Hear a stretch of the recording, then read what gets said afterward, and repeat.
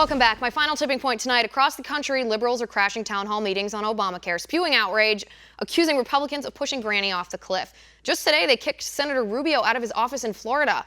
Oh boy, are they angry. Take a look. Angry constituent. You work for us. That's right, our elected leaders do work for us. But maybe the question should be, who do you work for? Who's paying these professional protesters? We have proof that the riots and the marches and the protests and the outrage from the left is being funded by big dollar progressive pocketbooks like George Soros. In Charlotte, 70% of the Black Lives Matter rioters arrested had out-of-state IDs. They weren't destroying their own city. They were bussed in to destroy somebody else's. In North Dakota, pipeline protesters posted Craigslist ads offering thousands of dollars to anybody who would quit their jobs and protest full-time. At Donald Trump's rallies last summer, agitators paid by Hillary Clinton's campaign and the Democratic National Committee, they tried to pick fights with Trump supporters to incite violence so they could then blame that on so-called angry Trump supporters. At UC Berkeley, rioters stormed the campus from the outside, burning, breaking, looting, assaulting, and robbing. At President Trump's inauguration, wannabe political terrorists were paid by radical left-wing anarchist organizations to plot destruction against the deplorable and shut down the D.C. Metro. So forgive me if I don't believe the outrage at the town halls is anything other than paid political outrage peddlers. But you know what? They don't have to be the ones defining the narratives. Conservatives, there's an easy fix here. Show up to the town halls in greater numbers.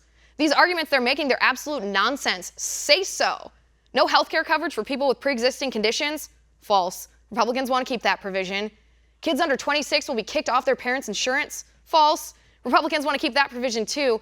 Millions of people will be dropped from their health care plan if we repeal Obamacare? Well, millions of people were dropped from their health care plans because of Obamacare. Health insurance is a basic human right. Listen, 28.5 million people are still without insurance in our country. Obamacare is not universal coverage. It's a monopoly. Premiums have skyrocketed an average of 25%. Some places 60, 70, 80%. In Arizona, premiums skyrocketed 116% just last year. Deductibles with those high premiums are so high, people can't reach them. We end up paying out of pocket for our own health care on top of the unaffordable premiums. We don't have a choice in the Obamacare exchanges anymore. In 70% of counties across America, there are just one, maybe two insurance plans to choose from. Again, that's called a monopoly. And that monopoly, it's in a death spiral. Our backs are breaking from the cost. Government control is out of control. And these protesters want more of it? Yeah, I'm sorry, I'm not buying it.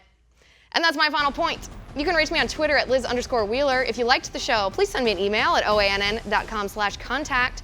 In the meantime, catch us live here tomorrow at 9 p.m. Eastern. And until then, have a good night.